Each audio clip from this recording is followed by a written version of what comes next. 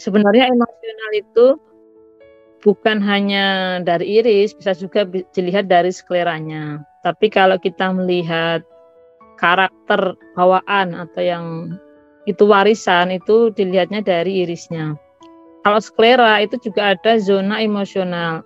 Ada emosional pankreas, emosional hati, emosional jantung, itu bisa dilihat di cat irisnya itu juga, cat skleranya itu ya. Itu juga ada. Jadi bedanya kalau kita melihat tanda di zona sklera bagian emosional itu menunjukkan kondisi emosi saat ini. Misalnya ada tanda di zona emosional hati atau emosional liver itu di mata kiri, cat sklera mata kiri itu berarti kondisi pemilik mata saat ini memang dia baru masalahnya marah kayak gitu. Beda halnya dengan iris. Jadi kalau iris mata itu sebenarnya kalau di luar negeri namanya behavioral ya. Jadi kayak perilaku, mengamati perilaku bawaan. Oke. Bu Fitri, maaf kok gambarnya hanya baru pertama aja, belum yang lain ya, Bu? Ya, memang ini kelihatan tapi itu, Bu. Kelihatan. Nah, kelihatan ya. Emang baru awal, Bu. Diikuti dulu. Baru awal, Bu. Iya. Ikuti aja dulu. Ya, nanti lanjut ke bawahnya, Bu. Nanti pengantar dulu gitu ya. Jadi kalau di luar negeri itu namanya behavioral, itu kan ini mengamati perilaku ya. Nah, perilaku ini itu bisa bawaan daripada orang tuanya. Makanya melihatnya di iris mata. Jadi iris itu kan dia secara genetik, melihatnya dari genetik. Jadi bisa warisan orang tua pertama, atau dia juga bisa dari selama di kandungan. Nah, jadi selama janin ya. Jadi ternyata perilaku itu dibentuk dari warisan orang tua, kemudian dia waktu di kandungan, apakah dia kondisi bayinya stres, itu juga bisa. Kemudian yang ketiga dia dibentuk karena faktor lingkungan. Nah, terutama ketika dia masih kecil, mungkin sampai bisa 7 sampai 10 tahun ya, sampai 10 tahun. Kalau di iris mata itu iridologi itu bisa sampai 10 tahun itu bisa terbentuk sora. Jadi sora itu yang spot berwarna, itu namanya sora ya. Itu ada di materi iridologi kalau mau lihat. Sedangkan kalau dari warisan itu bisa biasanya lakuna. Lakuna atau bukaan serat lah, bisa lakuna. Thoraxisolaris gitu. Jadi kalau kita waktu bayinya itu mungkin belum ada soranya, itu mungkin dalam rentang antara 0 sampai bayi sampai 10 tahun itu bisa muncul sora.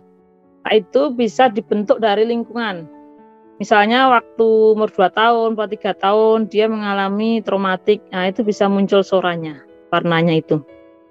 Nah, itu bisa mempengaruhi daripada perilakunya, tergantung sora itu letaknya di bagian cat yang mana gitu. Catnya kan sudah saya bagikan di grup ya,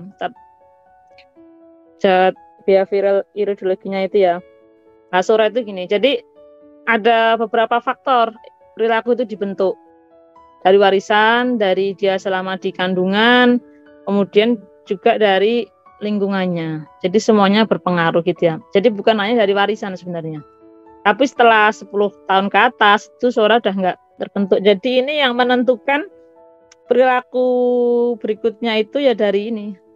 Makanya ini sangat penting untuk perkembangan anak. Nah, apalagi kalau mau program punya anak, itu harus di program bagaimana irisnya itu yang terbaik gitu ya. Tapi kalau sudah jadi ya, sudah dianu kan, oh irisnya bentuknya seperti ini, yaitu diterima sebagai suatu rahmat ya. Artinya dengan bentuk iris seperti itu kan jadi saya bisa belajar begini gitu. Jadi itu sebagai modal awalnya gitu ya. Oke. Itu awal dasar kalau kita belajar sebenarnya namanya bukan iridologi emosional, itu bukan berarti emosional itu marah, bukan, tapi sebenarnya ini perilaku apa yang dari bawaan lahir. Ada orang introvert, kemudian ekstrovert, itu kan perilaku bawaan ya. Jadi cenderungannya itu dia tertutup atau dia cenderungannya terbuka gitu ya. Tapi bisa juga karena faktor lingkungan, karena dia belajar, mungkin dia mulai memperbaiki. Yang awalnya itu dia introvert, tertutup, kemudian dia mulai agak belajar bagaimana jadi terbuka. Itu bisa. Artinya ketika kita membaca mata, terutama emosi, itu kita memang bukan menjudge ya. Artinya bukan mengatakan bahwa oh pemilik mata ini, oh bapak orangnya emosional, orangnya pemarah, begini itu. Oh orangnya rendah diri gini, ya itu langsung down nanti yang dibaca matanya. Artinya kita kalau pemilik matanya bilang, oh saya nggak mengalami itu, oh ya nggak apa-apa, saya nggak apa nanti. Jadi yang kebenaran itu kan tetap dari pemilik matanya. Tujuannya kita kan bukan untuk mendebat dia, jadi kita ikuti aja, kemudian kita baca yang lainnya dulu. Lama-lama nanti ya dia bilang sendiri, ngaku sendiri. Jadi mata itu ya sebenarnya dia ya jujur, dia sebenarnya menjelaskan kondisinya. Hanya kadang kan ada beberapa orang yang mungkin dia menyangkal juga bisa, tapi kita nggak bisa paksakan ya harus seperti ini ya enggak gitu. Tujuannya kita kan mencari solusi untuk pemilik mata. Jadi kalau dia memang kekeh menolak ya nggak apa-apa. Nanti baca yang materi yang lainnya. Jadi ini bukan untuk menjudge seseorang begini itu enggak ya. Meskipun kita tahu oh tandanya seperti ini ya gini, tapi kita nggak bisa menjudge langsung mengatakan. Jadi itu ya berjalan. Kalau kita mengkonsultasikan itu ya sambil jalan itu. Sambil lihat chartnya ya nanti ya, di sini juga ada. Ini bagi yang baru belajar, ini awalnya ya. Jadi iris itu untuk melihat tadi ya genetik dari orang tua. Sklerologi itu ilmu tentang sklera. Ini dah materi di awal ya, kita jelaskan di awal. Mata adalah jendela tubuh kita. Apa yang terjadi di dalam tubuh akan terlihat tandanya di mata. Apa yang terjadi di tubuh itu bukan hanya apa yang terjadi secara fisik, tapi juga secara emosi itu bisa dilihat di mata.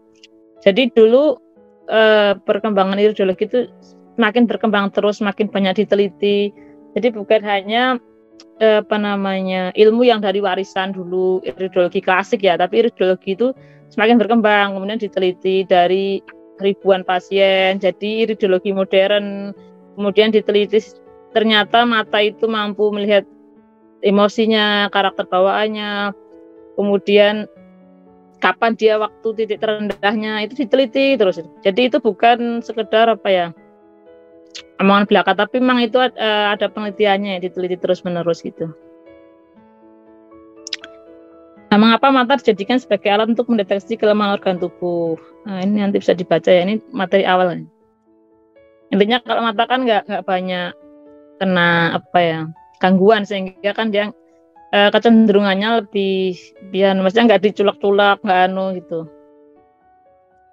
Oke, kemudian ini udah ya bedanya iris, pupil, sklera, ini materi di awal.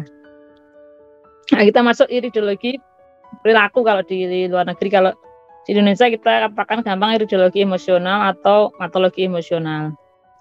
Adalah alat yang ampuh yang memungkinkan praktisi untuk mengenal orang asing pada tingkat yang lebih dalam. Ketika kita bertemu dengan orang lain, kita kan nggak tahu bagaimana perilakunya, bagaimana seperti apa dia, kita kan nggak tahu. Apalagi kalau dia nggak cerita, kan kita nggak tahu. Bahkan dia cerita pun belum tentu kita tahu yang sebenarnya di dalam dirinya. Jadi juga ceritanya nggak sesuai dengan dirinya. Kadang orang menutupi gitu. Nah, mata itu kan dia nggak bisa berbohong. Jadi dengan mata kita tahu bagaimana karakter orang tersebut. Hanya seberapa dalam kita mampu membaca tandanya, gitu ya.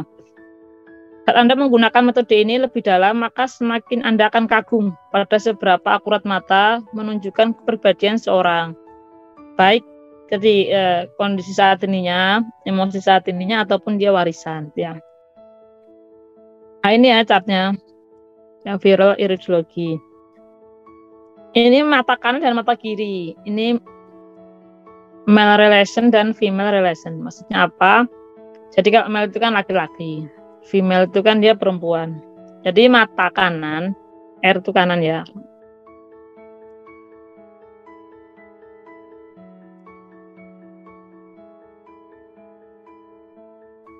Oke, mata kanan dan mata kiri. Chartnya sama enggak? Chartnya sama tapi dia hanya beda posisinya ya. Jadi tetap beda, tapi bedanya beda posisi. Sama ada beberapa yang memang ada beda sih.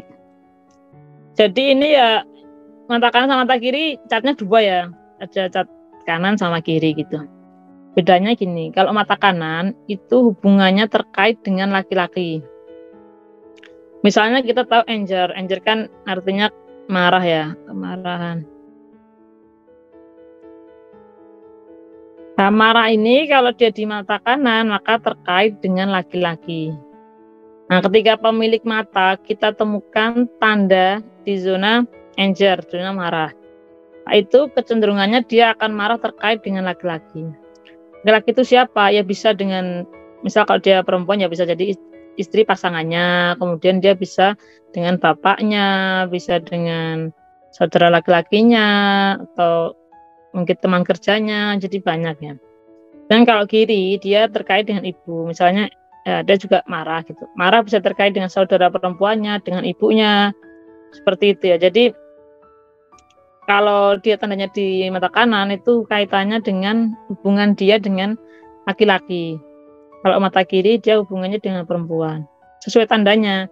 Misal dia ada tanda perfection, jadi kesempurnaan ya. Misal seorang laki-laki memiliki tanda di zona perfection atau zona adrenal. Maka dia akan menuntutkan kesempurnaan itu pada istrinya karena dia mati zona mata kiri. Nah, ini kan perfection kan kesempurnaan ya. Dia menuntut istrinya itu begini yang harusnya sesuai dengan keinginannya sempurna. Nah, begitu juga dengan kalau perempuan.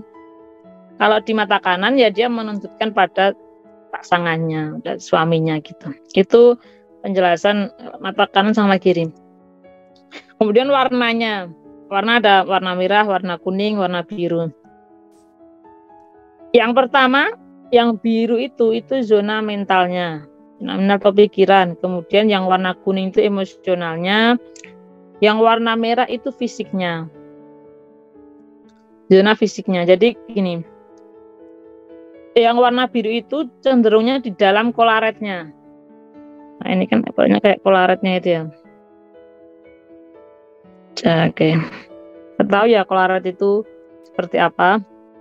Yang kayak talinya itu. Oke. Zona mental itu zona kolaretnya.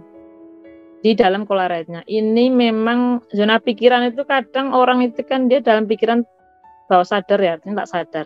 Sehingga ketika kita membaca tanda di dalam zona kolaret itu cenderungnya orang belum tentu dia menyadari itu. Karena dia di zona mental, ini kan mind. Pikiran yang terbentuk dari waktu kecil, bahkan dia sendiri nggak sadar. Bisa dikatakan namanya, ini juga bisa belief system. Belief system. Misalnya dia di zona marah gitu. Dia menganggap bahwa, misal perempuan, menganggap bahwa laki-laki itu sukanya mengecewakan atau membuat marah gitu. Intinya semua laki-laki itu nggak baik gitu, tapi nggak sadar di dalam pikirannya sendiri itu nggak sadar bahwa seperti itu. Akhirnya dia muncul di zona emosionalnya, jadi dia mungkin gampang emosi dengan laki-laki gitu. Tapi ketika dia letaknya di zona pikiran itu ketika ditanyakan nggak sadar. Jadi kita baca yang di luar kolaretnya, karena yang di luar kolaret itu dia yang sebenarnya zona emosional. Jadi lebih mudah dikenali. Lebih mudah dikenali. Yang warna kuning itu zona emosional gitu. Nah, kalau zona fisik itu tepi ya. Nah, tepi kalau di iris itu kan dia zona kulit sama limfatik ya, di tepinya itu ya. Nah, kulit limfatik. Misalnya gini kalau fisik itu.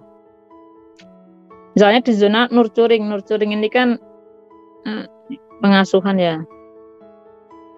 Misalnya ada tanda lakuna, misal di sini lakuna atau krip ataupun sora di zona pengasuhan gitu. Ketika kita temukan itu di zona fisik, maka bisa jadi waktu kecilnya itu dia kurang pengasuhan tapi secara fisik, misal kurang digendong, kurang disentuh gitu. Jadi itu bedanya. Di warna ini menunjukkan dia zonanya. Makanya yang paling sering dibacanya di luar kolaret. Kalau seseorang itu kita baca di luar kolaretnya itu rapat, sedangkan di dalam kolaretnya banyak lubang-lubangnya. Jadi kalau kita katakan, oh Bapak seperti ini, saya nggak merasa seperti itu, karena dia kan di zona pikiran. Jadi kita baca aja yang di warna kuningnya kan emosi gitu. Itu dasarnya cara membaca dari chartnya. Nah ini gampangnya kalau kita baca, sebenarnya kalau iris itu lebih mudah, karena apa? Karena dia kan bulat ya. Bulat itu kan kita bisa pasangkan busur, atau kita bisa langsung dapat foto mata dari HP, kita bisa pasangkan chartnya itu langsung dari HP-nya ya, yang pakai aplikasi itu. Jadi lebih mudah gitu ya. Tinggal kita buat derajatnya aja.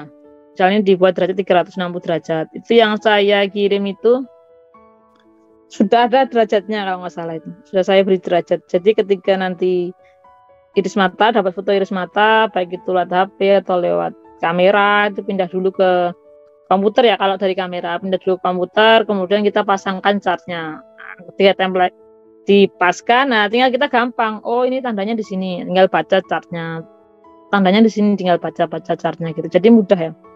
Jadi sebenarnya nggak begitu sulit itu kalau seberapa kita dalam membahasakan tandanya. Misal Anger ini kita bisa kan kalau hanya marah ya tinggal mudah, oh ini tandanya marah gitu. Tapi marahnya itu maksudnya gimana lah, itu seberapa dalam ilmu yang kita punyai sebenarnya.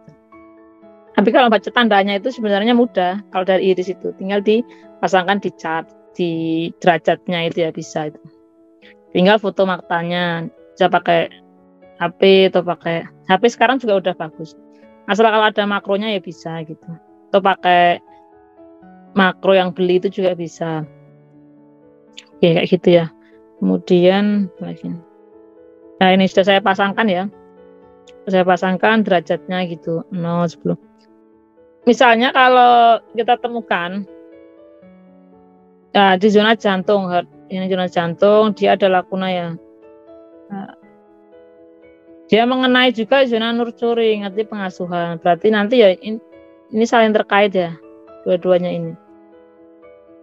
Artinya dibaca semuanya, ya dia kena di zona heart, zona jantung, sama dia kena di zona pengasuhan gitu ya.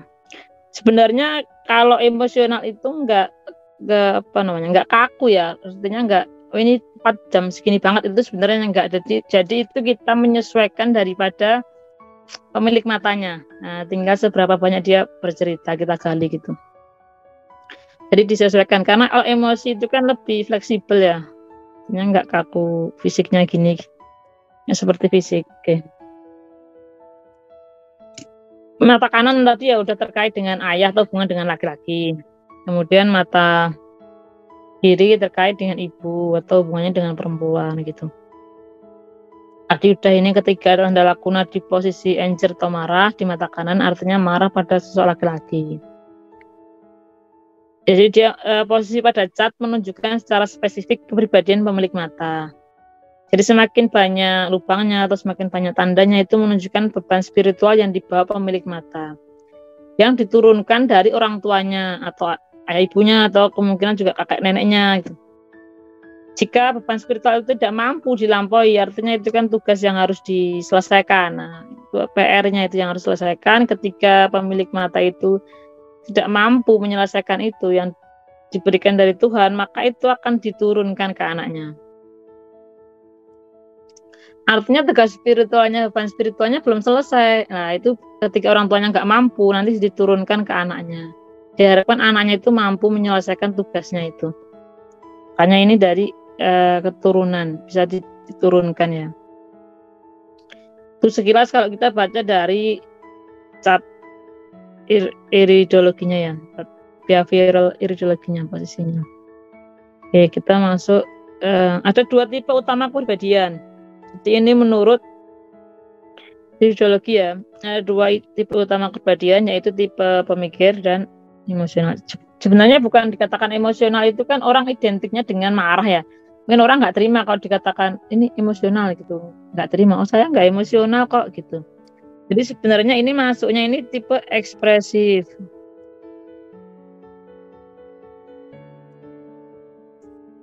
Ekspresif itu dia artinya mampu mengungkapkan perasaannya. Misal dia marah, dia mampu mengungkapkan. Kemudian sedih, ya dia nangis, kayak gitu. Bedanya dengan tipe pemikir.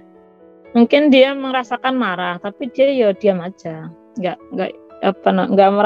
mengekspresikan apa yang dia rasakan. Itu tipe pemikir gitu.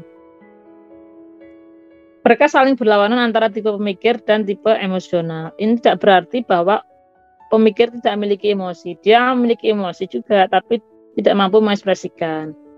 Begitu juga orang emosional, bukan berarti dia tidak berpikir sama sekali, juga enggak. Ini kan hanya dominasinya lebih kuat mana antara dia lebih masuknya ke tipe pemikir apa tipe ekspresif.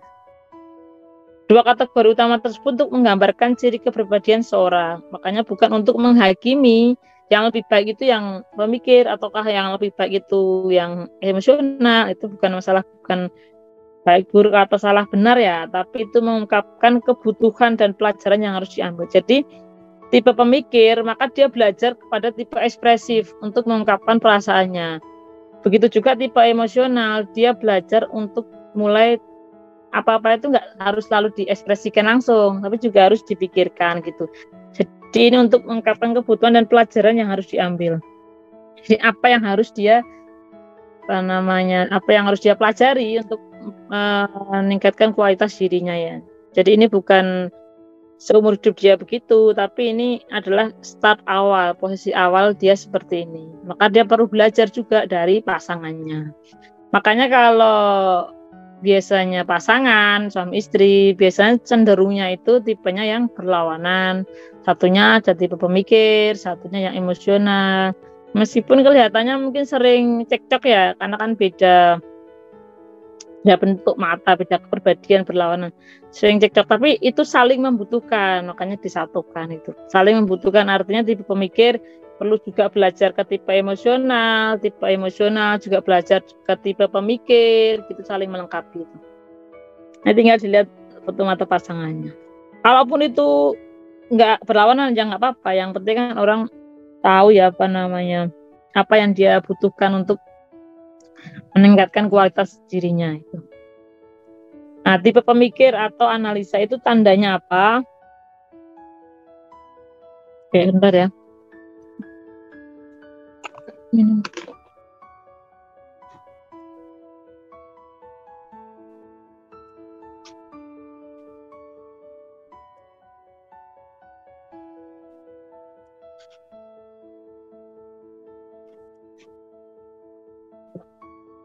Oke, lanjut ya. Tipe pemikir atau analisa. Jadi tipe pemikir itu diperkuat dengan adanya sora. Sora ini apalah? Sora itu seperti ini ya. Nah, ini sora. Jadi kayak ada spot warna ya. Spot warna, bercak warna itu di zona iris. Maka dia kuat tipe pemikirnya. Tapi kalau ada kan dua tipe pemikir sama ekspresif. Kalau ekspresif atau emosional, dia tandanya banyak lubangnya, banyak lakuna. Jadi kalau lakuna itu dia menunjukkan tipe ekspresif atau emosional. Makanya tipe emosional itu juga ada sifat pemikirnya, tapi kan dominannya emosional. Maka seberapa banyak lakunanya? Ketika lakunanya semakin banyak, maka dia ekspresifnya juga tingkatnya lebih tinggi, lebih ekspresif dibandingkan yang lakunanya sedikit gitu ya. Lakuna ke apakrip kah, intinya ada bukaan pada seratnya ya. Nah, ada bukaan pada seratnya. Kalau dia sora itu kan dia bukan bukaan ya, tapi dia rapat. Nah, ini kan rapat ya. Rapat kemudian di atasnya ada soranya gitu. Soranya gitu. Kalaupun nggak ada, misalnya nggak begitu kelihatan ya, karena kalau tipe mata orang Indonesia itu kan coklat, jadi kadang sora itu nggak begitu kelihatan, berbeda dengan halnya iris mata orang Barat. Makanya ketika nggak ada soranya, tapi dia rapat, rapat daripada irisnya, nah itu masuk tipe pemikir juga. Misalnya ini nggak ada, di sini nggak ada ya. Misalnya nggak ada suaranya, tapi dia bentuknya gini, rapat ya ini ya. Nah ini kan rapat, nggak banyak lubang-lubangnya. Maka ini juga dimasukkan tipe pemikir. Pemikir. Bedanya apa? Kalau dia suara, dia lebih kuat pemikirnya dibanding yang nggak ada suara dan nggak ada lakuna. Kalau nggak ada suara dan nggak ada lakuna, maka dia lebih sensitif. Nah, dia tipenya sebenarnya lebih kayak mengalir, tapi dia lebih sensitif itu. Kalau suara itu, kalau ada suaranya, dia tipenya lebih kaku sebenarnya. Pemikir, tapi dia lebih keras. Bahasanya itu kayak batu. Kayak batu, dia lebih keras. Beda hanya ketika memang nggak ada suaranya, tapi dia juga nggak ada lakunanya. Nih, ada tandanya nggak ya? Nah, mungkin kayak gini ya. Nah, gini nih. Ini kan kita lihat rapat ya. Ini seratnya itu rapat, kemudian lakunanya nggak banyak, nggak banyak. Ada tapi nggak banyak. Kemudian suaranya juga nggak nampak secara langsung kayak tadi ya. Ini juga tipe pemikir. Tapi ini lebih sensitif atau dia lebih mengalir dibanding ketika dia ada suara. Kalau orang ada suara itu dia lebih kaku dan keras. Dia kayak batu, di gambarannya itu kayak batu. Sedangkan tipe pemikir ini yang nggak ada suaranya, dia lebih ke kayak aliran sungai. Nah, jadi dia itu biasanya lebih mengalir, sifatnya lebih mengalir, bisa menerima orang lain, bergabung ke orang lain tuh masih bisa, tipe pemikir. Kalau suara itu kekeh dengan prinsipnya, seperti batu analoginya. Tipe pemikir dan penganalisa digambarkan dengan adanya suara. Suara dalam iridologi fisik itu dulu dikatakan tanda toksin atau akumulasi obat. Artinya atau racun ya. Jadi kalau dia juga bisa ternyata adalah akumulasi daripada racun emosi. Dulu dikatakan dia tanda racun, toksin atau akumulasi obat itu. Tapi ini juga bisa juga toksin yang dari emosional.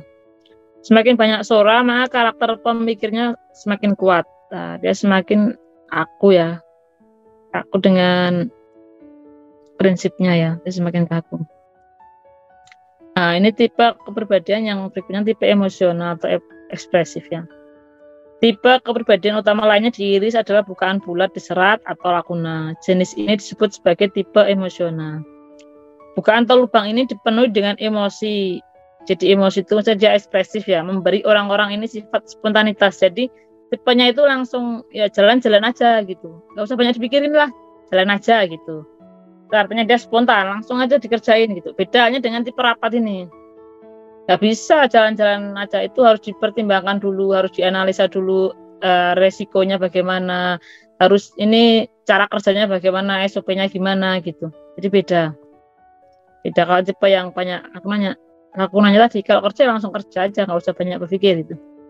Dan dia bersemangat, antusiasme, semakin banyak lakuna maka semakin dia emosional. Makanya kalau orang dengan lakunanya banyak, ya dia semakin ekspresif, semakin emosional, spontan. Kemudian lakuna menghasilkan emosi dan perasaan. Lakuna menggambarkan energi emosi yang terperangkap di dalam lubang. Semakin dalam lubang, maka emosinya semakin dalam. Jadi ya lubangnya itu dilihat. Kalau dia nggak kelihatan batasnya, itu berarti emosinya semakin kuat. Ini mengapa krip dengan lakuna itu lebih berbahaya krip, karena kecil dan dalam. Nah, misal ya ini lebih dalam dibanding yang ini. Artinya ini emosi ini lebih signifikan pengaruhnya dibanding yang dia nggak kelihatan dasarnya. Nah, lebih signifikan yang tidak terlihat dasarnya. Itu artinya emosinya semakin dalam gitu. Tipe yang lakuna ini dianalogikan itu dengan bunga. Nah, bunga itu kan orangnya ya warna-warni, dia makanya suka, kemudian indah, dia menyenangkan. Makanya tipe yang banyak lakunanya itu biasanya dia entertain. Nah, dia sukanya menghibur, banyak cerita, membuat orang tertawa kayak gitu. Jadi itu seperti bunga. Jadi dia menarik orang yang melihatnya dia entertain ya, biasanya dia sukanya menghibur, buat cerita gitu, enak. Entertain itu kerjanya. Kalau tipe pemikir cenderungnya yang dianalisis, itu cocok. Kalau pekerjaan yang membutuhkan detail, harus tepat, harus detail dikerjakan dengan tipe emosional, lah cenderungnya banyak salahnya. Biasanya banyak salahnya gitu. Jadi kalau kita mau cari karyawan atau itu dilihat dulu. Kalau tipe emosional ya dia berusaha gerusu gitu ya. Cepat kan dia butuhnya, cepet, segera cepat itu. Dia kan spontan ya, cepat itu dibandingkan yang tipe pemikir. Tapi dia tindakannya lebih cepat ya, lebih banyak, lebih berani gitu ya dibanding yang tipe pemikir. Kalau membutuhkan detail itu ya cari yang lebih pemikir ya, dibanding yang tipe banyak lubangnya. Itu sudah saya praktekkan sendiri ya. Ternyata sangat pengaruh ketika saya sebelumnya itu nggak nyari pegawai, itu ketika nggak dibaca matanya, udahlah nggak usah. Ini kan orangnya udah baik gitu. Setelah ternyata lihat matanya, wah itu nggak sesuai kriteria yang dia sebenarnya. Ya benar. Ya, akhirnya dia bekerja nggak sesuai yang diharapkan gitu ya. Beberapa kali saya seperti itu, akhirnya saya lihat dulu foto matanya bagaimana. Ketika saya cari karyawan yang sesuai dengan saya inginkan, saya menginginkan yang iris matanya seperti ini gitu. Ya dia sesuai yang saya harapkan kerjanya gitu. Jadi ini salah satu kalau kita ingin, sebenarnya bukan menjelekkan salah satu ya, apakah tipe emosional lebih buruk atau tipe pemikir lebih buruk, bukan. Tapi ini hanya menempatkan pada kondisi yang mana dia lebih sesuai. Jadi lebih sesuainya ini ya yang pekerjaannya seperti ini yang sesuainya pekerjaannya seperti ini gitu. Jadi ya itu bukan masalah baik atau buruk, yang lebih baik mana, yang lebih buruk mana, hanya yang sesuai untuk dia apa gitu. Ketika dia ditempatkan yang kurang pas, itu kan juga salahnya kita sendiri karena kita nggak menempatkan pada sesuai dengan kemampuannya gitu ya. Ini tuh penting kalau mau bermitra atau mau mencari partner, pasangan, atau mencari pegawai kayak gitu. Karena kan orang yang kita baca matanya belum tentu dia belajar. Jadi dia ya kalau orang nggak belajar itu hanya mengikuti setelan pabriknya. Dia sesuai dengan tanda yang ada di matanya gitu. Kalau dia nggak belajar ya sesuai dengan tanda di matanya. Ya kecuali dia sudah mulai belajar, itu mungkin dia bisa berubah ya, bisa agak berubah daripada bentuk daripada tanda di iris matanya gitu. Ketika dia nggak berubah ya rata-rata kan yang kita misal bermitra atau kan cenderungnya juga nggak belajar ya, belum tentu belajar gitu. Ya, semuanya belum tentu belajar, sehingga ya kita pakai salah satu metode yang kita gunakan gitu ya. Jadi ini matologi itu bisa digunakan untuk ya berbagai macam bidang ya. Tinggal kita fokuskan yang mana gitu. Oke, tadi tipe emosional ya. Ya, grip itu kecil tapi dia dalam sehingga pengaruhnya lebih besar. Kemudian tipe emosional yang menempatkan emosi dalam wadah yang lebih kecil, menekannya membuat lebih tidak stabil. Artinya ketika ada grip lubang kecil hitam, jadi kecil kemudian dia dalam, maka ketika ditekan itu membuatnya lebih tidak stabil. Artinya lebih bermasalah, lebih reaktif ya dibanding lakuna. Lakuna kan ketika energi itu di wadahnya lebih lebar, kemudian lebih dangkal, maka dia kan energinya lebih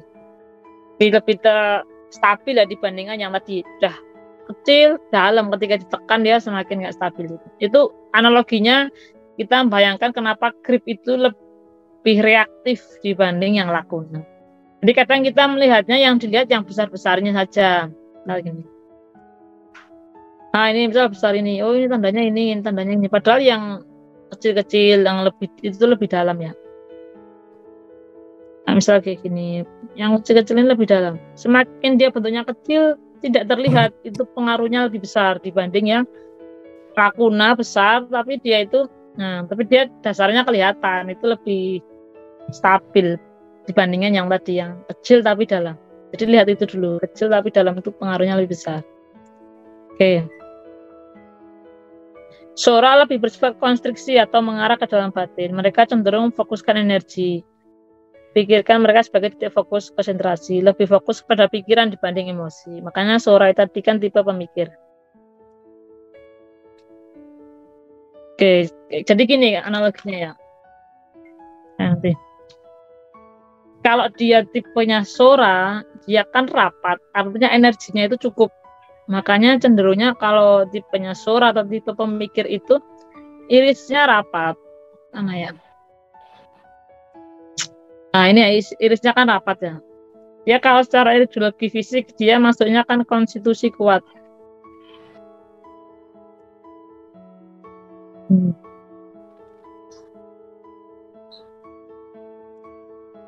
Dia kan rapat, artinya ketika rapat sebenarnya dia tidak membutuhkan dari yang lain dari luar karena dia sudah rapat gitu ya. Dan nggak ada lubang. Beda halnya dengan yang itu lubang atau lakuna. Artinya dia butuh ditumpuk, butuh ditutupi dengan yang lain. Makanya cenderungnya yang lakuna ini biasanya akan membutuhkan orang lain untuk menutupi lubang-lubangnya ini. Ibaratnya kayak ini, kayak gelas ini ya. Jadi semakin dalam lakunanya itu kan dia semakin seratnya itu kan banyak yang hilang ya di atasnya semakin dalam ini kayak gini. Untuk bisa memenuhi gelasnya itu penuh, dia butuh emosi yang lebih kuat. Dibandingkan yang dia ini penuh rapat. Makanya kalau kita lihat tanda yang banyak lakunanya, banyak lubangnya, seratnya dalam, ini akan membutuhkan orang lain. Kelihatannya. Membutuhkan orang lain lebih kuat. Sehingga bisa dikatakan misal ada orang pencemburu, pengennya memiliki, pengennya selalu ditemani, selalu berada di dekatnya. Itu karena dia membutuhkan dari yang lain itu untuk menutup ini. Lubang-lubangnya ini ya. Lubang-lubangnya itu biar dia tertutupi sehingga dia merasa penuh. Semakin dalam berarti dia kebutuhannya untuk bersama orang lain atau ditemani orang lain itu juga semakin dalam. Beda hanya dengan rapat ya. Beda hanya kita lihat itu rapat ini. Rapat kan dia sebenarnya sudah cukup ya sehingga ini ya dia kecenderungannya tidak membutuhkan orang lain banget. Dia bisa melakukan banyak hal itu bisa sendiri. Makanya ini cenderungnya orang introvert, yang tipe rapat. Dia bisa melakukannya sendiri ya. Saya bisa segini, begini sendiri gitu. Tapi kalau kita temukan yang matanya banyak lubang-lubangnya ini ya, nah ini biasanya nggak bisa ngapa-ngapain tuh pengennya ditemani terus, dampingi terus karena dia menginginkan orang itu kan menginginkan penuh ya kesempurnaan. Nah, itu karena secara nature alamnya kan orang itu pengen penuh, nah, makanya dia menuntut dipenuhi daripada yang lain di luar itu. Makanya ini biasanya itu kan yang rapat, yang tipe rapat atau pemikir itu ya, konstitusi kuat, sehingga bisa saling menutupi, saling melengkapi gitu ya.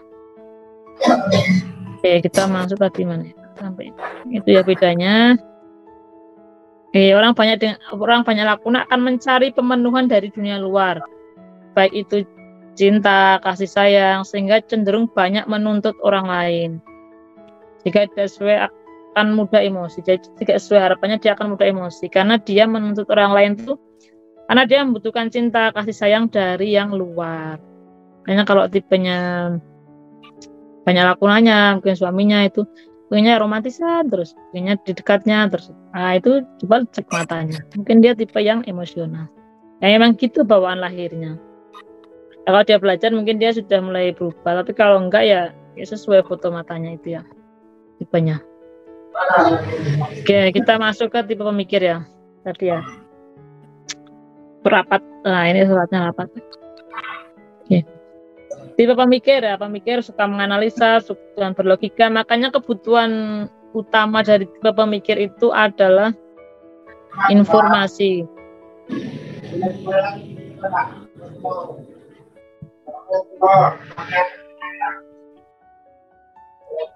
Makanya orang yang tipe pemikir itu suka dengan belajar, dia suka belajar, suka informasi ya. yang membutuhkan banyak informasi. Jadi kalau diberi kasih sayang, perhatian gitu, yang kan nggak begitu tertarik yang tipe lakunanya banyak. Dia lebih senang kalau orang tuh memberinya informasi. Jadi dia sukanya belajar, sukanya orang yang banyak pengetahuan gitu ya. Dan perhatikan detail. Jadi orangnya kan detail sesuai SOP. Makanya kalau yang nyari yang pekerjaan yang membutuhkan detail, itu cari yang tipe pemikir.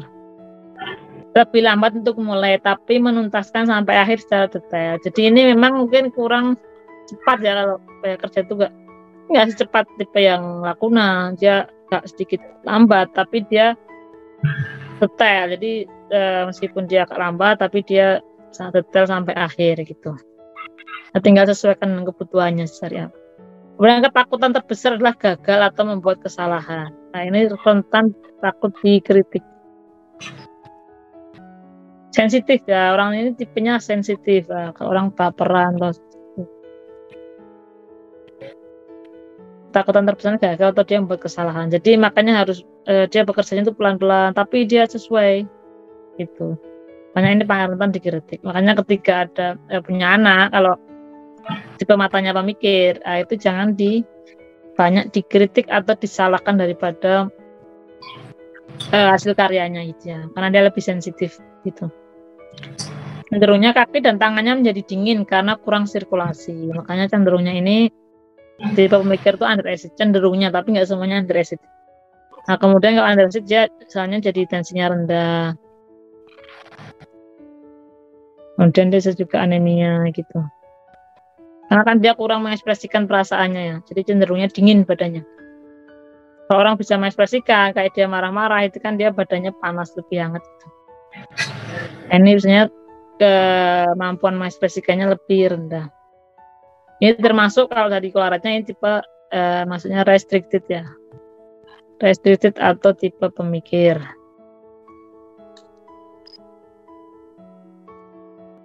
Ini ya koloratnya nih.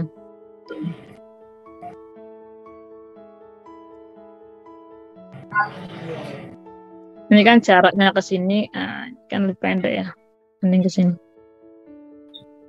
Makanya ini tipe restricted. Restricted dia tipe introvert ya. Tutup, cenderungnya tipe pemikir itu introvert. Kebanyakan, tapi nggak selalu juga itu. Ada beberapa yang tipenya distended juga ada itu, tapi cenderungnya restricted itu tipe pemikir. Nah tipe emosional ya, ekspresif itu orang yang kreatif ya, dia banyak idenya, kemudian dia suka bersosial ya, cenderungnya ini distended banyak kan, tapi nggak selalu. Tipe emosional itu distended atau tipe balonet ya, atau distended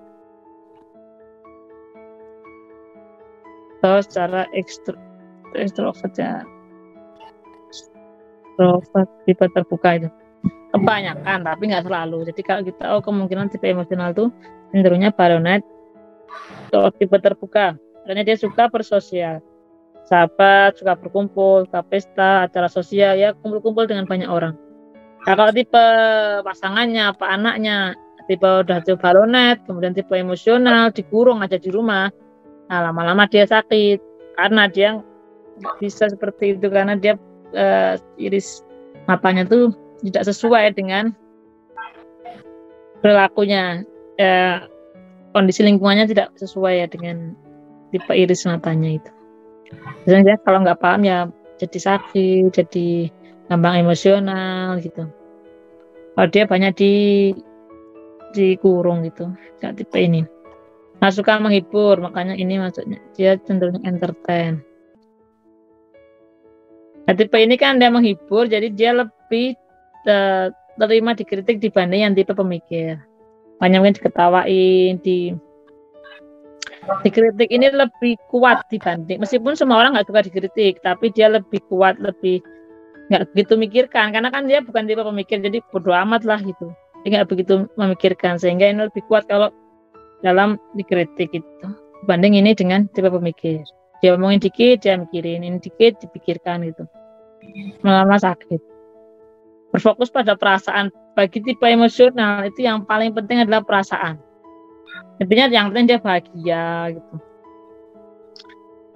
Kemudian menderita jika merasa diabaikan atau sendirian. Makanya ini yang paling beratnya itu yang menderitanya itu kalau dia ditinggalkan sendirian kayak gitu. Artinya dia jadi terputus dengan sosialnya, itu penderitaannya. Dan mudah marah atau emosional ya. Nah, karena banyak lubangnya. Jadi dia mudah marah atau emosional itu. Itu perbedaan dasar dari tipe pemikir dan emosional. Jadi kalau kita belajar metodologi emosional, kita dari ini aja sudah bisa kita ceritakan panjang. Oh, begini. Banyak banget kalau mau baca mata itu yang informasi yang bisa kita dapatkan itu banyak. Dari 2 hal aja kita belajar ini itu sudah orang sudah senang. Oh, begini ya, oh betul begini gitu. Ini dari 2 hal ini belum kita baca dari chartnya ya, belum kita baca dari chartnya. Hanya dari secara keseluruhan tipe pemikir dan emosional itu sudah banyak informasinya. Kemudian di restricted. Nah tadi kalau dia dekat namanya restricted. Restricted tipe tertutup tadi ya. Semakin dekat kolaret ke pupil, semakin kuat kepribadian tertutupnya. Kalau tertutup, dia biasanya tidak bisa jauh daripada rumahnya. Tidak bisa pergi jauh dari rumah. Ini dianggap rumahnya. Ini dianggap rumahnya. Jadi dia nggak bisa pergi jauh dari rumah. Misal kalau punya anak, tipe restricted. Kemudian dia dipondokkan, ya mungkin agak jauh gitu. Ketika jarang dijenguk, jarang ditelepon, nah ini menderita. Dan tipe kayak gini. Karena dia ingin dekat dengan rumah, dekat dengan keluarga kayak gitu. Kemudian tipe pemikir, penganalisa, ahli strategi, lebih suka menyendiri. Memutuskan sesuatu secara hati-hati ya. Karena tipe pemikir dan dia introvert itu ahli tertutup. Bukan berarti tertutup itu nggak bisa bicara ya dengan orang lain ya.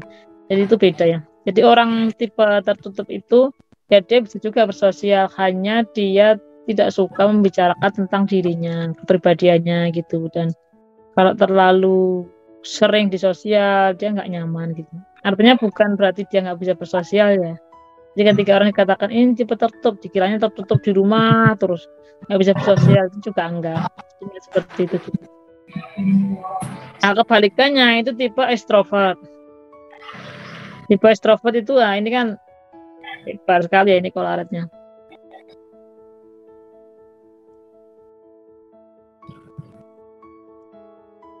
Nah oke. Ini kan jaraknya besar dibanding yang sini. Kalau ininya 2 kalinya ini kan 1. Nah ini kan 1:1 itu tetap dia masuknya tipe balon. Kalau mau dikatakan tipe normal, ini 1 bagian, ini harus 2 bagiannya, itu baru dikatakan normal. Intinya ininya lebar lagi, nanti lihat ya di materi hidrologi itu. Ketika dia lebar, dia masuknya tipe extrovert atau ini balonnya distended ya. Hidrologi secara fisik.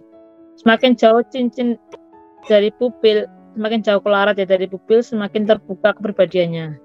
Nah, makanya kalau dia semakin jauh, dia sukanya pergi-pergi, keluar-keluar gitu ya. Suka bepergian, kemudian orangnya namanya tipe terbuka ya, banyak bicara, suka menghibur, ekspresif, spontan dalam buat keputusan, dan juga pemurah gitu. Semakin berantakan kolaretnya, maka semakin tidak stabil emosinya. Jadi kalau kolaretnya itu naik turun, misal ya ini misal dia naik turun, kalau ini kan cenderungnya lebih datar ya. Ini kan nggak banyak. Ini orangnya lebih stabil emosinya. Tapi kalau dia nggak begitu, misal kolaretnya gini, dia miring gini. Nah ini emosinya tuh naik turun, dia naik kadang turun, naik lagi turun lagi gitu. Makanya semakin berantakan kolaretnya itu semakin zigzag. Nah itu artinya emosinya juga semakin tidak stabil. Di kolaret itu juga menunjukkan tingkat emosinya ya gimana. Ini tadi udah ya. Oke.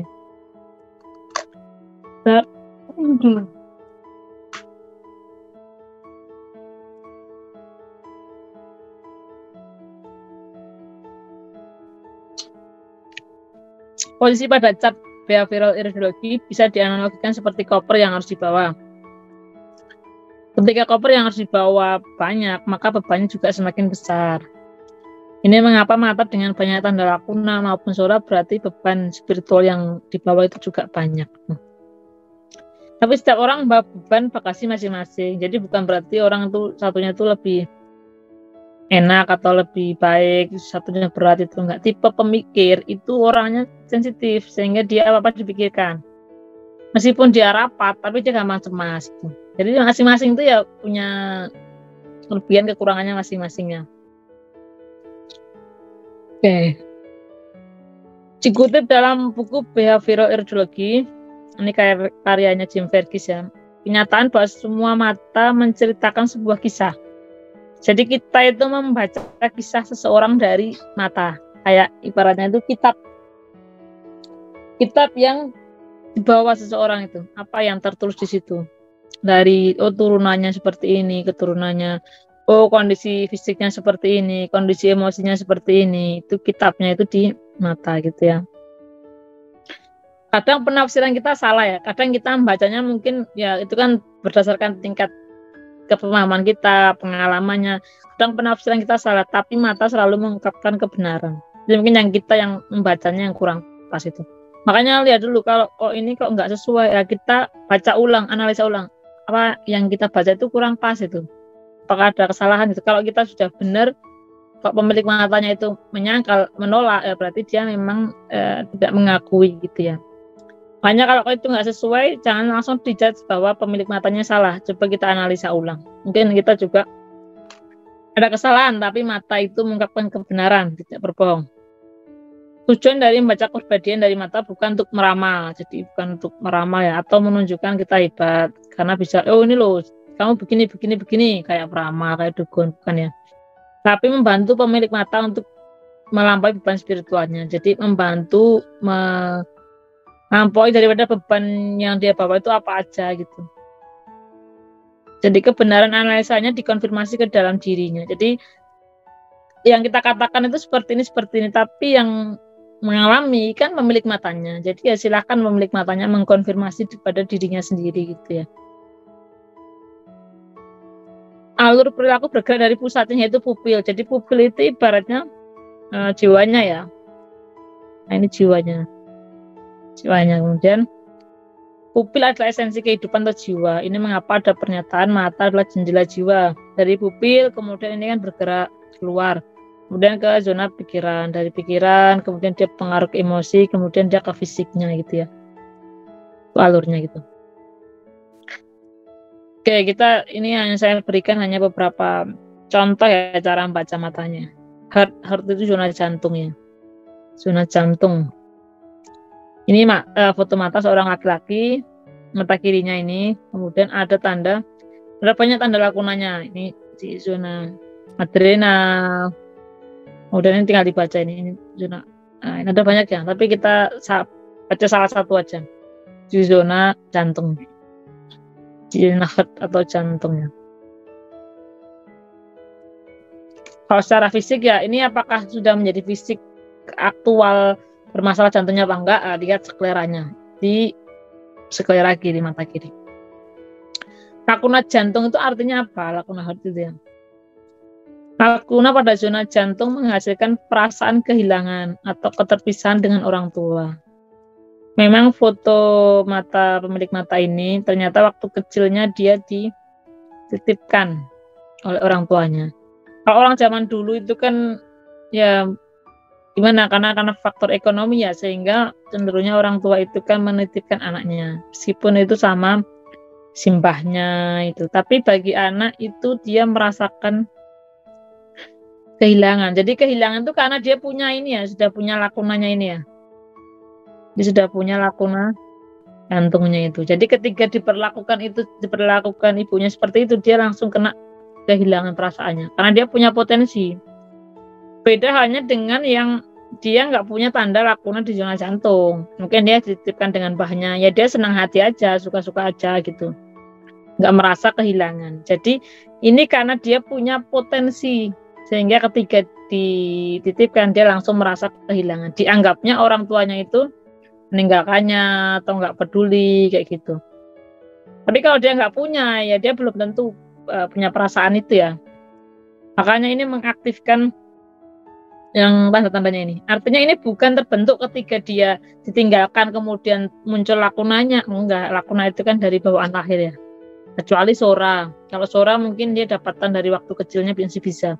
Tapi kalau lakunanya ini bukan dia ditinggalkan oleh orang tuanya muncul lakunanya, enggak, dia sudah punya sejak lahir. Karena dia punya ketika orang tuanya menitipkan, dia langsung teraktivasi. Dia jadi langsung muncul waktu kecilnya itu perasaan kehilangan.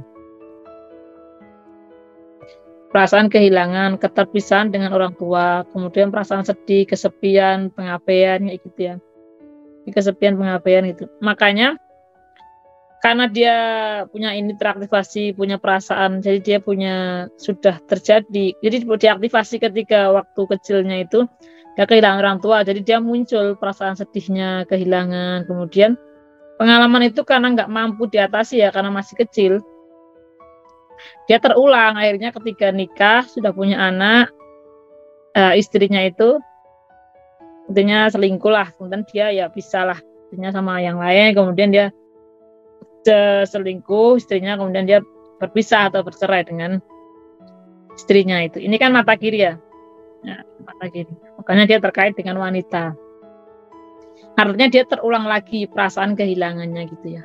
Karena ujiannya belum lulus. Jadi kalau ini ujiannya belum lulus, dia remedi, dia ulang lagi ujiannya gitu. Di berikutnya meskipun bukan sama ibunya, ya, dia bisa sama istrinya, ataukah mungkin berikutnya sama anaknya, bisa itu. Intinya yang terkait dengan perempuan gitu.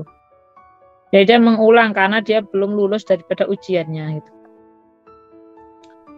Perasaan sedih, kesepian, pengabaian tanda khas dari daerah ini. Jadi kalau orang sedih, dia masa kehilangan, ini akan sulit kalau orang berdagang ya, jualan itu.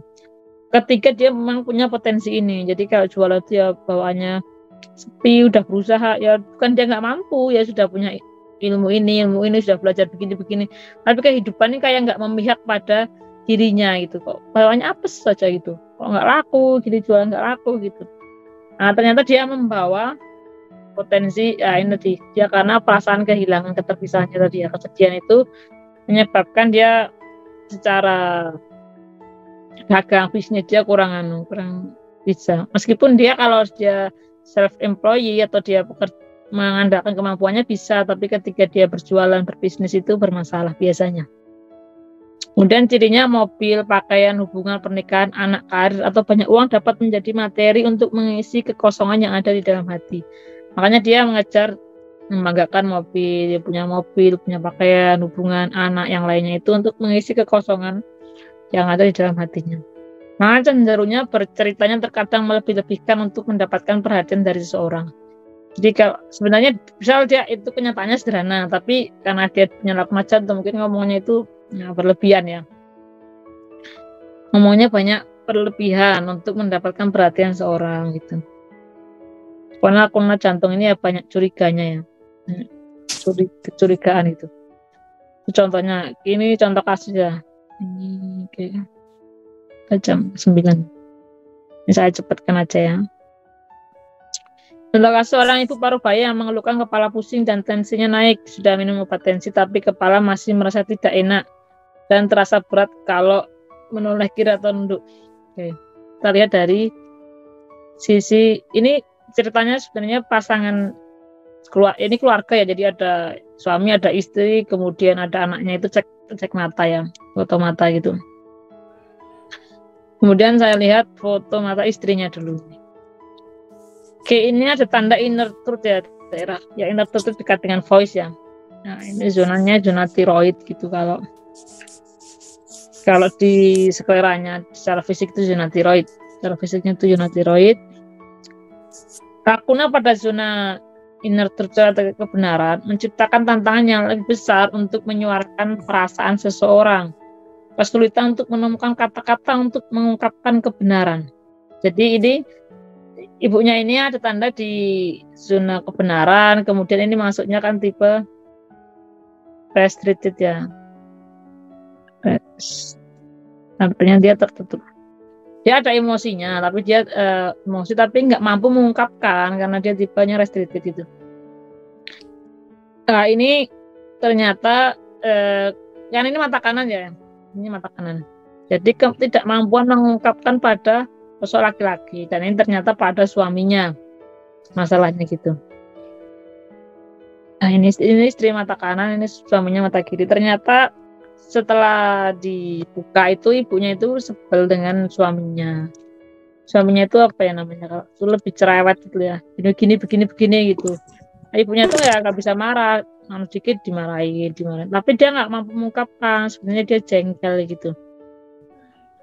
Tapi dia nggak mampu mengungkapkan perasaannya. Nah, kita bandingkan dengan foto mata suaminya tipe balonet ini.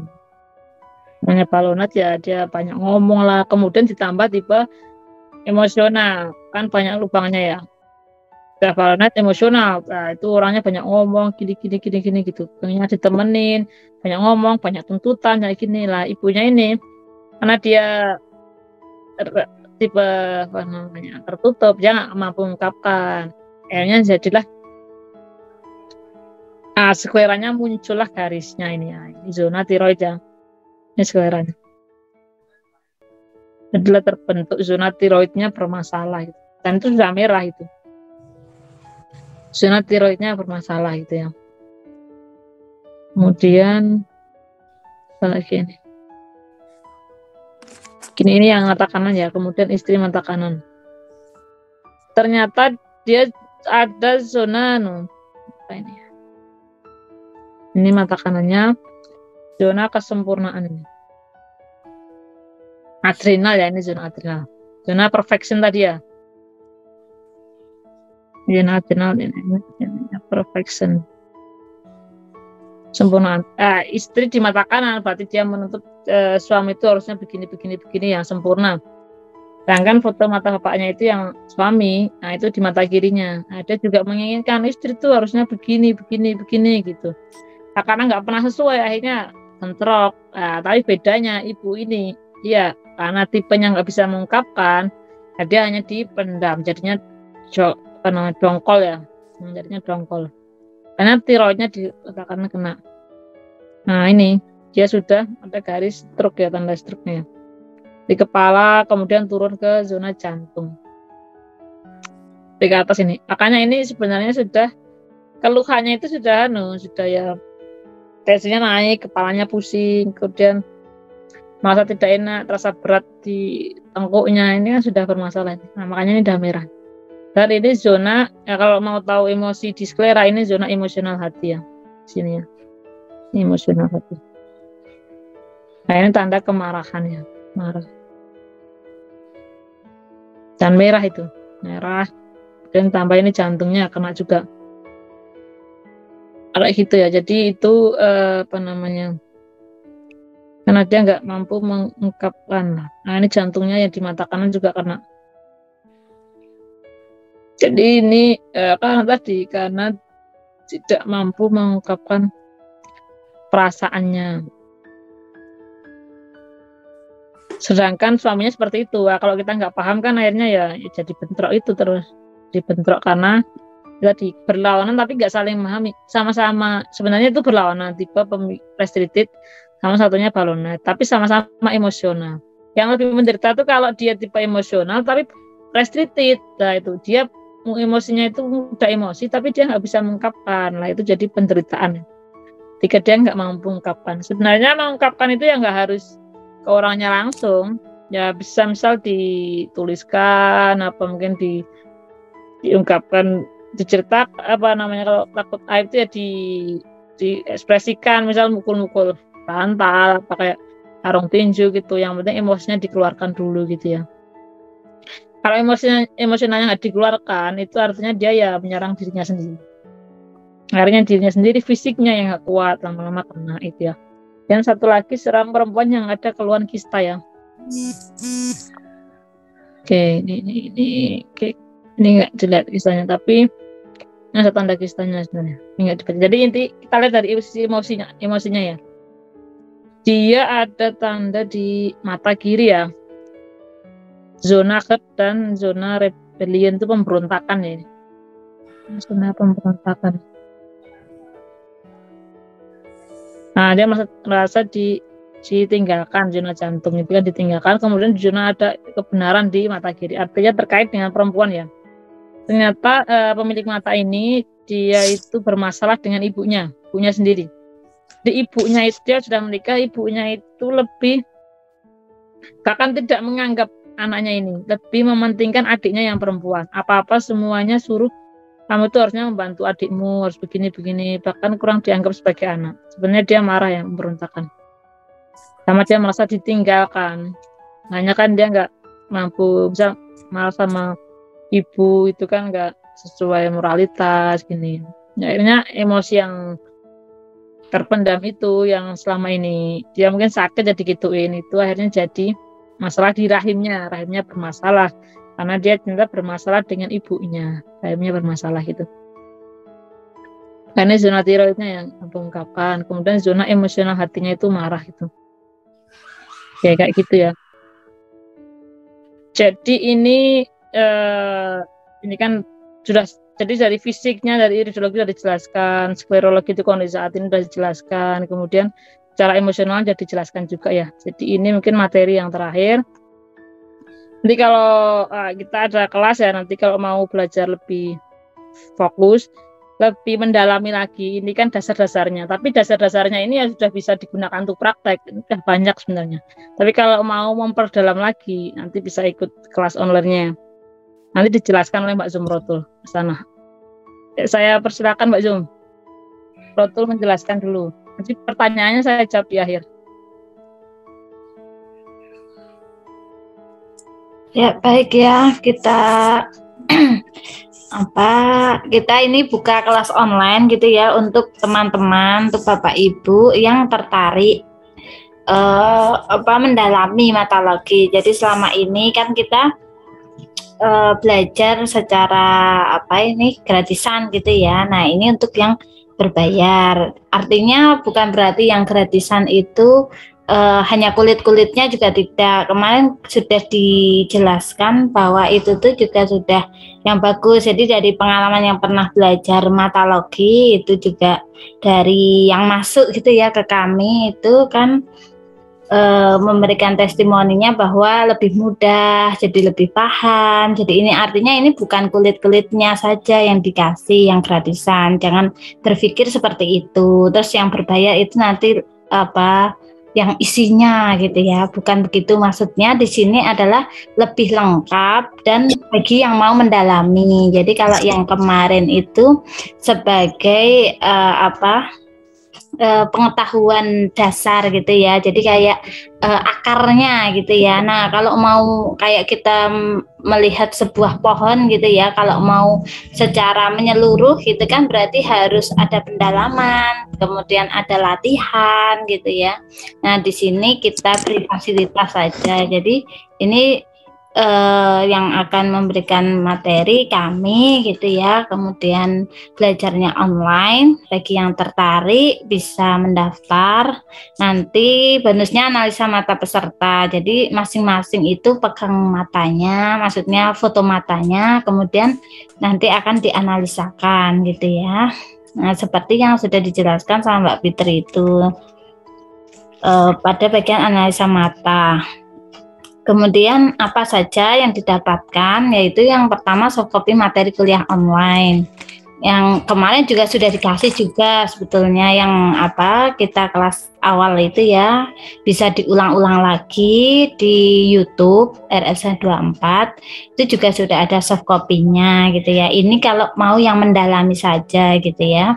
Kemudian untuk diskusi itu artinya kalau misalnya ini kan dibatasi orangnya gitu ya, yang yang daftar gitu, biar maksimal. Jadi ketika ada yang belum paham nanti akan dibimbing gitu ya. Jadi ini bedanya itu dibimbing. Nah, kalau di sini kan mungkin karena grupnya kan juga nggak dibuka gitu ya, bukan bentuk grup yang kita bisa berdiskusi gitu ya. Jadi grupnya satu arah. Nah, jadi ini diinformasikan ada kuliah, kemudian ya diskusinya dalam forum aja. Nah, kalau di sini kan diskusinya di grup itu. Jadi nanti bisa tanya jawab. Jadi perbedaannya itu di perhatian dan waktunya mungkin gitu ya, antara yang berbayar dan gratisan. Tapi secara ilmu ya sudah dikasih sebetulnya gitu. Utamanya yang dasarnya. Jadi kalaupun nggak ikut ini gimana, ya tetap bisa praktek, silahkan praktek gitu ya. Nah cuma kalau yang ini nanti dibimbing gitu. Kemudian ada bonus ebook iridologi. Kemudian materinya apa aja? Ini iridologi. Jadi yang ini adalah yang fisik dulu. Jadi yang fisik dulu ya. Yang emosional itu nanti akan ada gitu ya. Yang sesi emosional itu lebih detail. Tetapi di fisik ini bukan berarti kita nggak kasih yang emosional, tapi lebih ke landasannya aja ya. Jadi kalau kayak kita menganalisa mata pasien itu biasanya kan pasien itu sudah mengeluh, misalnya ada yang kanker, ada yang batu ginjal, ada yang misalnya kista gitu ya. Nah, tetapi dari sakit fisiknya itu kan ada landasan emosinya. Itu jadi emosinya itu dibahas dari segi fisiknya dulu gitu ya. Tapi nggak fokus ke emosionalnya. Kalau emosional itu nanti karena ada materi juga mendetail gitu ya, itu nanti akan ada lagi sesi selanjutnya. Jadi rencananya nanti setelah fisik sudah tahu, nah nanti baru emosional mendalam gitu ya. Di sini emosionalnya juga dibahas, tetapi kayak yang sebelumnya itulah istilahnya ya, emosinya tetap dibahas tetapi bukan yang mendalam gitu.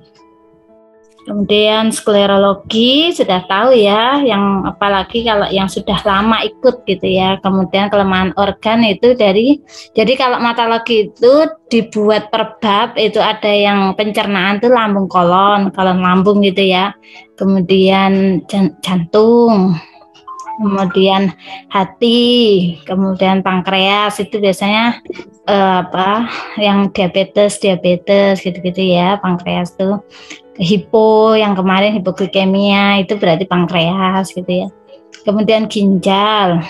Terus ada studi kasus itu ya berarti kalau ada mata-mata dari pasien. Kalau di sini misalnya ada yang punya rumah sehat, itu bisa sebagai salah satu pelayanan untuk diagnosa dengan matologi. Jadi kompetensi utamanya awalnya ya harus bisa motret dulu, moto mata ya. Kemudian yang kedua bagaimana menganalisanya. Kemudian yang ketiga bagaimana kita membahas secara mendalam gitu ya.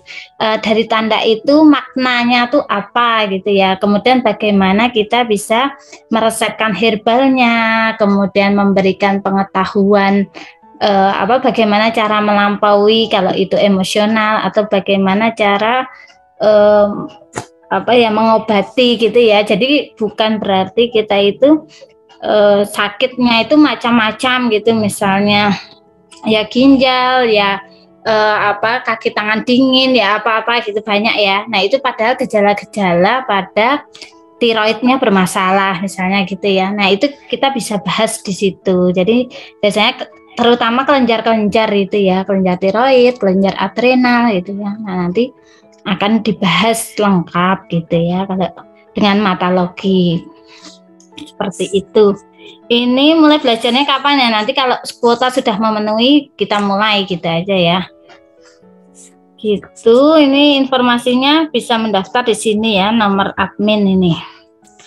Ini kuliah online-nya seperti ini, Zoom, kemudian lewat WhatsApp dan Telegram sepekan 2 kali.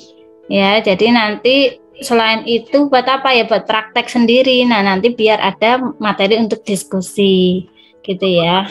Jadi kalau Zoom-nya itu seminggu 2 kali.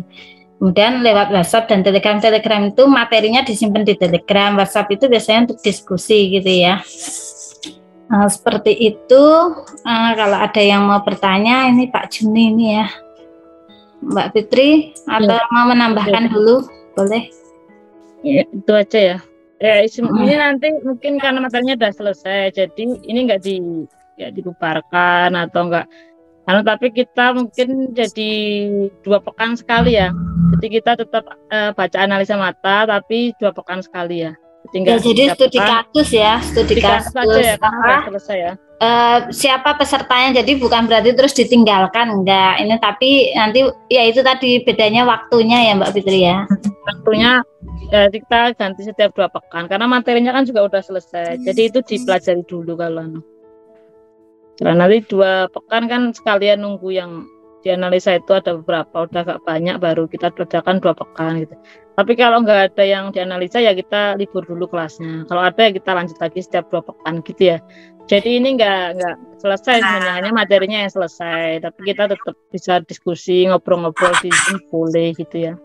Setiap 2 pekan sekali gitu ya. Dari saya itu. Betul.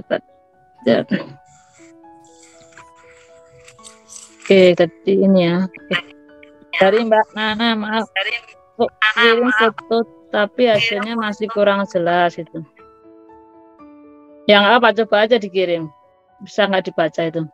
Tinggal disesuaikan kameranya. Kemudian kalau kamera HP-nya mungkin kurang bagus, coba diganti kamera HP-nya, kemudian pakai senter gitu ya.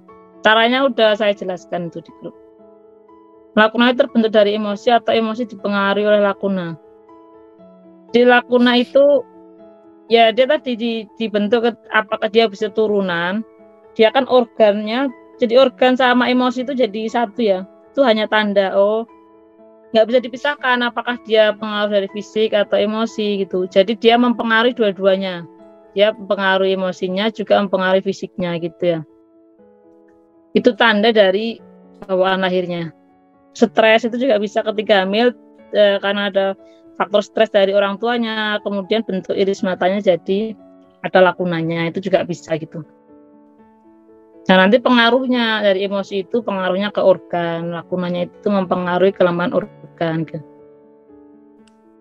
Maksudnya sora dapat dilihat dari sora itu warnanya yang bercahaya tadi ya. Dia ya tadi dijelaskan, nanti dia bisa dapatan, bisa juga dia dari bisa dari bawaan lahir atau bisa juga dia dari dapatan. Ketika sudah lahir, kemudian selama rentang waktu sampai 10 tahun dia ada traumatik, kemudian bisa muncul sora gitu. Sklera ya tergantung skleranya letaknya di mana ya. Maksudnya sklera kalau merah itu ya tergantung dia chartnya. Makanya kembali lagi ke chartnya itu ya, chart iris, sklera sama chart emosionalnya. Jadi harus dilihat yang merahnya itu yang mana gitu. Ya kayak gitu ya. Oke, Pak Juni silakan. Ini Pak Juni mau bertanya atau gimana ini? Mau belajar ini. Oh ya. Mau gini Mbak Fitri sama Mbak Zoom. Ya, alhamdulillah bisa ketemu dengan siswa-siswa yang lain. Gini, ini analisa di kelas online nanti iridologi dan sklerologi ini pertama begini, ini diagnosa ya. Diagnosa, salah satu cara diagnosa mulai tepatnya tinggi. Dan itu kalau pertamanya begini, kalau aplikasi nanti dalam dunia ini kan banyak juga yang pendidik ya, dunia pendidikan atau malah di medik ya. Di medik itu kan ada namanya MR ya, medical record itu ya. Ini boleh dipakai enggak? Boleh dipakai enggak? Diagnosa iridologi maupun sklerologi tadi ya. Dan kalau bisa dipakai bagus sekali ya. Pernah dapat info itu di ICD terbaru sepertinya boleh ya Mbak Fitri ya, di apa itu International Classification of Disease. Tapi kan ini ya model-model diagnosa. Tapi kalau nanti ketemu medis ya, nah itu boleh nggak ngobrolnya nyambungnya gimana? Yang kedua gini, dalam materi yang di kelas besok itu ada kelemahan organ, ada juga jantung, kolon, ini ya 5 organ itu ya. Studi kasus. Kalau boleh usul itu ya, karena yang lain sepertinya mungkin beberapa dalam aspek tindak lanjutnya terapi, karena Mbak Fitri sama Mbak Zum itu kan farmasi.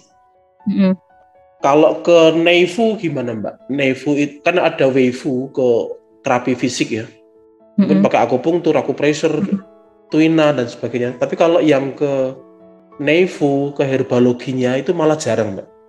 Nah ini akan menarik kalau di kelas online tuh arahannya ke NEIFU-nya ya. Atau malah kalau materi hari ini kan ke senfunya. Mungkin itu istilahnya ke terapinya kan ada yang fisik, herbal, ada juga yang terapi yang bersifat psikologis ya. Psikologis itu ya psikoterapi dan sebagainya di dalam apa terapi itu ada 3 itu ya, senfunya. Nah mungkin begitu Mbak usul. Ini saya sambil belajar kalau nanti ini aspek aplikasinya ya, atau malah ini nanti di kelas yang online nanti itu aspeknya diagnosa saja. Mbak Fitri, kapan-kapan kalau belum cukup tak ke dekat Wiro Brajan, Kuncen Jadi saya jawab ya pertanyaannya yang pertama itu. Jadi kalau sebenarnya ada juga dokter yang mempraktekkan iridologi. Tapi kalau secara kedokteran mungkin ini belum bisa dimasukkan diagnosa ya, karena ini kan sifatnya preventif itu ya. Jadi ketika dicek misalnya ada tanda organ ginjal gitu. Ketika itu dilihat di lab itu belum tentu ginjalnya bermasalah Pak. Jadi nanti bisa dikatakan enggak, ginjalnya aja nggak bermasalah secara fisik itu. Jadi ini kan proses ya. Jadi melihatnya itu dia tahapan menuju ginjalnya bermasalah. Tapi kalau nggak percaya ya nggak apa-apa, paling berapa tahun ya memang ginjalnya bermasalah ketika dia nggak memperbaiki gitu. Jadi ini bukan untuk mendiagnosa ya. Jadi ini sebenarnya untuk melihat potensi kelemahan organ apa yang dia bawa, kemudian ini mau menuju sakit apa enggak. Itu kan dilihat sklera. Kemudian bagaimana dia cara mencegah itu jadi sakit, sama preventifnya dengan perbaikan nutrisi, herbal, perbaikan emosi gitu. Jadi ini kalau dicek dia ya belum tentu muncul, sehingga itu bisa jadi perdebatan di situ ya, karena ini prosesnya yang bermasalah. Bisa dia memang sudah muncul masalah ginjalnya, tapi bisa juga dia belum muncul, karena kan tergantung juga dia termasuk konstitusi kuat apa lemah. Bahkan misalnya orang kena kista itu sudah dilihat beberapa tahun sebelumnya itu, ini ada tanda masalah di zona rahimnya, ini kemungkinan kista. Ketika dicek belum kista, kemudian datang 2 tahun, 3 tahun, lupa saya 2 tahun 3 tahun ternyata dia muncul kista gitu. Jadi kalau dikatakan diagnosa ini enggak mendiagnosa. Jadi itu kalau diagnosa itu ranahnya dokter ya, karena ini kan sifatnya untuk preventif ya. Jadi ini tidak menggantikan namanya apa? Pemeriksaan gitu atau gitu? Iya, pemeriksaan atau pengamatan atau diagnosa nanti tidak ranah medik ya. Pengamatan atau pemeriksaan atau ya bisa sebenarnya ya untuk melihat aja, untuk mengamati organ apa yang bermasalah gitu sifatnya itu Pak. Jadi nggak bisa, tapi itu sebenarnya bisa jadi orangnya itu sudah mengeluh. Misalnya kalau dia tipenya lemah, dia sudah mengeluh banyak keluhan dan itu cocok dengan tandanya di sklera matanya. Tapi dicek dia belum bermasalah. Nah itu untuk melihat itu. Sehingga ketika dia diberikan herbal, badannya udah nyaman, udah enak gini-gini gitu. Akhirnya dia nggak jadi jatuh sakit kayak gitu. Kalau orang nggak percaya nggak apa-apa, nanti kan dia tinggal dilihat apakah benar ilmunya ini terbukti apa enggak gitu kan, tinggal dilihat aja. Nah dia kalau nggak percaya tinggal dia jadi testimoni gitu. Dan juga yang tandanya jantung gitu, ini ada masalah di penyumbatan di jantung gitu. Ini masalah pembuluh darah gitulah. Nah di pembuluh darah, kemudian ya mungkin dia ngerasanya juga nggak ada masalah, wong dia tipe kuat bermasalah gitu. Kemudian 4 bulan berikutnya dia ternyata kena stroke, pecah pembuluh darahnya gitu ya. Tapi kita nggak mengatakan bahwa bapak ini nanti stroke atau kanker, itu kan bukan ranahnya. Makanya ini hanya untuk sifatnya preventif ya. Kalaupun sudah terjadi sakit, misalnya sudah didiagnosa dokter pun sakit. Nah itu untuk mengevaluasi apakah terapi yang kita gunakan itu memang efektif atau tidak. Jadi misalnya memang sudah didiagnosa dokter ada gangguan jantung koroner gitu. Di zona jantungnya memang merah gitu. Kemudian kita berikan herbal, kita berikan terapi gitu. Ternyata dia 1 bulan garisnya mulai pudar. Oh berarti ini tepat itu. Tapi kok ini sudah diperbaiki, sudah dikasih herbal, tapi kok masih merah. Nah berarti perlu dievaluasi. Apakah memang bermasalah di terapinya kurang tepat, apakah herbalnya kurang tepat, apakah itu ada pemicu emosinya sehingga itu muncul merahnya. Yang awalnya sudah mulai baik kok itu merah lagi. Jadi ini juga bisa menjadi bahan evaluasi. Jadi sifatnya kayak gitu ya. Kalau dia sudah didiagnosa dokter, maka kita melihat yang pertama sebagai bahan evaluasi, yang kedua kita mencari sumber sakitnya gitu. Makanya misal dia masalahnya di hormonal, misalnya di gangguan rahimnya gitu. Apakah itu memang kita obati rahimnya saja? Ternyata dia ada garisnya adrenal, dia garisnya tiroid. Oh ternyata ada zona livernya yang ada muncul garisnya juga gitu. Artinya ketika kita hanya spesifik pada zona rahimnya, dengan kita fokus pada organ-organ yang lain yang bermasalah, itu maka akan beda hasilnya. Tentunya akan lebih tepat ketika kita tahu sumbernya. Oh ini karena tulangnya bermasalah kayak gitu. Jadi selain untuk mengevaluasi, kita juga bisa menggunakan matologi itu untuk mencari sumber penyakit itu. Tapi kalau diagnosa, saya nggak mengatakan ini menggantikan diagnosa dokter, itu ranahnya dokter, dan itu bukan kewenangan saya untuk mendiagnosa ya. Jadi matologi bukan untuk mendiagnosa, tapi dia untuk tadi mengamati dan mencari sumber penyakitnya itu. Gitu ya Pak. Ya untuk mendeteksi dini dari organnya itu bisa ya bisa seperti itu ya. Mendeteksi dini dari organ atau mengamati apa yang terjadi pada tubuh sebenarnya kayak gitu. Tuh kemudian tadi pertanyaan yang kedua itu ya. Kita fokus memang ke bisa secara diagnosanya dulu. Jadi kalau itu kan nanti herbalogi kan ya dia detail, tapi mungkin lebih ke arah kalau masalahnya ini ya herbalnya ini. Tinggal disesuaikan aja dengan diagnosanya gitu. Kalau ginjal ya masalah ginjal kan herbal sekarang juga banyak ya. Yang sudah bentuk jadi, bentuk sediaan atau mau merebus sendiri itu juga banyak ya. Jadi kalau herbal mungkin enggak, karena itu banyak ya materinya. Kalau itu dibahas detail itu enggak cukup, nanti juga enggak cukup. Jadi kita fokuskan ke diagnosa. Saya kira banyak yang itu juga sudah canggih-canggih ya. Herbalnya juga sudah canggih, kemudian terapinya juga canggih. Mungkin ke arah mendeteksinya apa yang bermasalah itu yang dikuatkan di matologinya itu. Jadi untuk mendeteksi apa yang bermasalah. Tapi kalau terapinya, herbalnya, saya kira orang-orang juga sudah banyak belajar, sudah canggih. Kalau pakai bingung ya pakai produk aja gitu ya Pak. Gitu kalau dari saya gitu. Gitu Nje. Oke, ada lagi nggak? Oke. Mungkin kalau nggak ada pertanyaan ya, saya cukupkan dari saya. Apabila ada kesalahan, saya mohon maaf. Terima kasih atas perhatian Bapak Ibu. Assalamualaikum warahmatullahi wabarakatuh. Waalaikumsalam. Oh iya, ini ada informasi juga ya. Jadi kami kan dari RSH 24 gitu ya. Kami juga menyediakan herbal. Nah, di kami itu juga ada reseller gitu ya. Beberapa peserta ini saya lihat juga reseller di RSH 24. Nah, itu akan diadakan kuliah. Jadi seperti yang sarannya Pak Juni tadi, memang biasanya kami berikan ke kelas reseller biasanya ya. Jadi diagnosa matologinya apa gitu ya, kemudian herbaloginya apa. Tapi herbalnya di sini itu kita lebih ke langsung produk jadi, tapi dijelaskan kayak komposisinya itu apa gitu ya, karena kan namanya program reseller gitu ya. Jadi seperti itu. Jadi kalau yang mau ikut itu ya silahkan sebagai reseller gitu ya. Insya Allah besok Kamis kami agendakan untuk ini kayak kuliah seperti ini. Jadi ada kelas matologi plus herbalnya gitu. Jadi kalau yang kelas yang dibuka tadi saya jelaskan itu khusus memang diagnosa, karena itu kan memang beda-beda ya.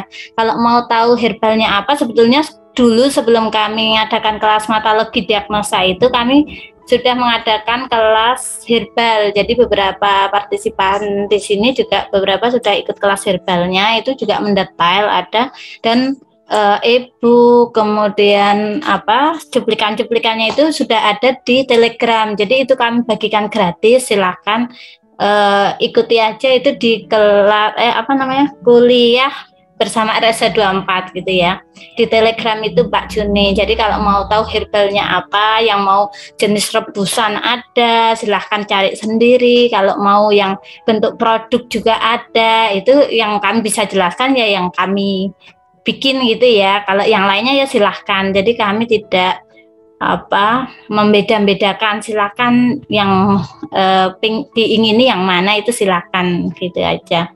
Itu ya informasinya. Sekian dari kami. Wassalamualaikum warahmatullahi wabarakatuh. Terima kasih atas perhatiannya. Assalamualaikum warahmatullahi wabarakatuh, Mbak Sun.